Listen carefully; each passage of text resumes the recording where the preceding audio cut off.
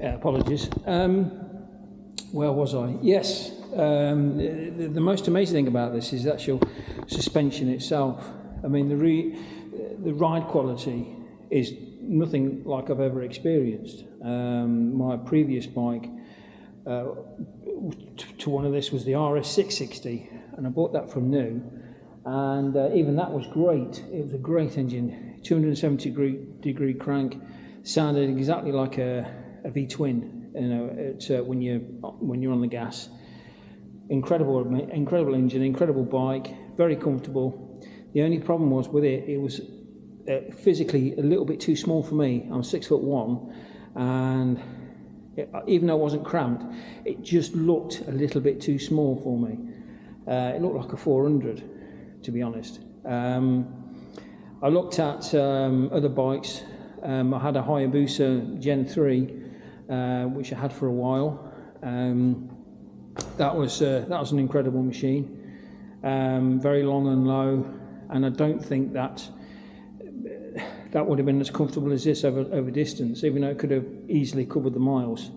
I don't think it would have, been as easy on my back and posterior as this. And the bike I actually traded this in for was a Ducati Panigale 899, which was on a 14 plate, and I was arranged to do this tour on the Panigale, but after considering it, I thought that was going to be a bit of a chore. So what I did is I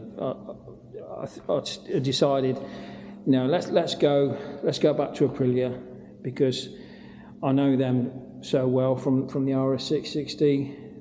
It's a similar looking bike, to be honest, and the RS-V4 family. I didn't want an RS-V4 because obviously they're a lot more expensive, and you're not really getting a huge difference apart from the extra 20 horsepower from the engine, or 25 horsepower. But the reason why this is only 175 brake is because Aprilia decided in their engineering that they didn't need any more than that, because it's the sweet spot of power to performance, and which totally I agree. 175, you never use it on the road anyway, because this thing is just gut-wrenchingly, arm-wrenchingly fast, even with the straight bars. You know, the thing will do 175 miles an hour quite easily, you know, which is probably quicker than most superbikes on the road anyway, to be honest, bar the very later ones. But you get in the comfort. You know, I travelled all the way through France, all the way through Spain, in comfort. The issue was, like I said, was you have to stop for gas and get off and take a rest because of your bum getting a bit sore. But apart from that, there's no backache, there's no neck ache, there's no shoulder ache, there's no buffeting. Fantastic. You know, you've got good protection. And I say the electronic suite themselves are absolutely incredible. You can't really feel the ABS kicking in. It's so good.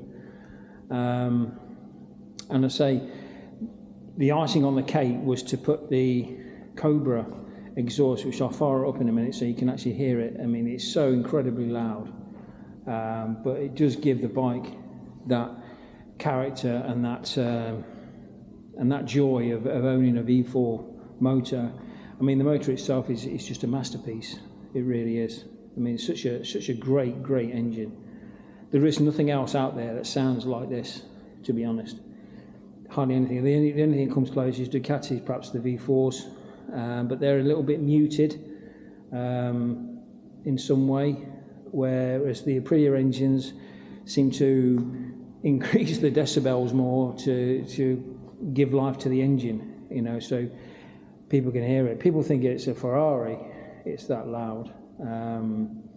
But you know, I'm a bit of a sucker for bikes sounding the way they should. I mean, that's the whole idea of owning superbikes, really, isn't it? For the not just the aesthetic and the appearance of the bike and the handling. Most of it comes down to the sound of the bike, what it sounds like. Parallel twins all sound virtually the same. The only exception is, like I say, the 270-degree cranks that do have a bit of character to them. But apart from that, the V4, the four-cylinder inline fours, they all sound virtually the same. BMWs have got no character. They have no real noise to them. They sound the same as a Japanese four-cylinder. And I'm saying that from coming from Japanese bikes all the way up into Italian bikes. So I know myself that the bike itself is an incredible machine anyway, with the sound, with it running. And I say I went through Barcelona yesterday, through the city, and people were just stopped and staring and looking because of this, how it sounded and how it looked.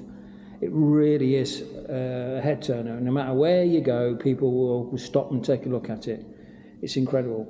But obviously that's the reason why you buy a bike, of the price and the premium that it is, because of the wow factor with it.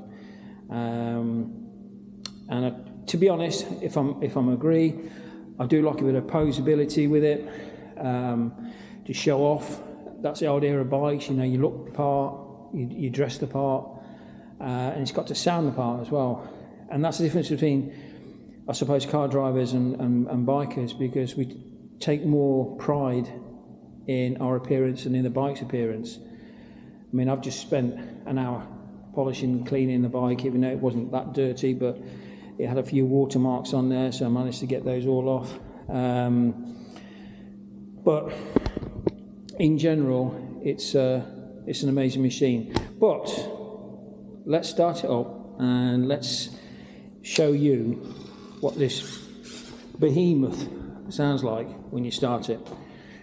Are you ready? Let's put it into tour mode, in sport, sorry, and we'll fire it up and have a listen.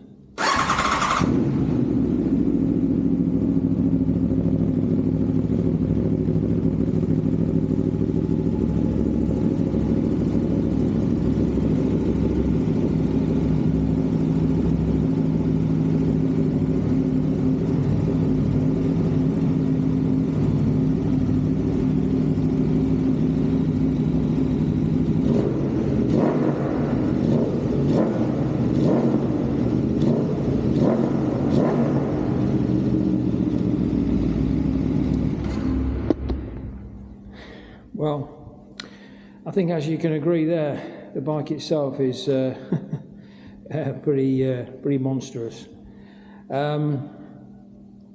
There's no more mods I'm going to do with it. I think this is pretty much the way it's going to stay. I don't think it needs really anything else on the bike. It could do with a carbon mudguard. There are some touches there where the plastic mudguard's a little bit on the cheap side. That could do with being replaced for a carbon fibre one. But saying that as well, probably a carbon rear mudguard as well. But apart from that, everything else is pretty much quality. Braided lines you could perhaps do. The braking itself is still very good. It's still pin sharp.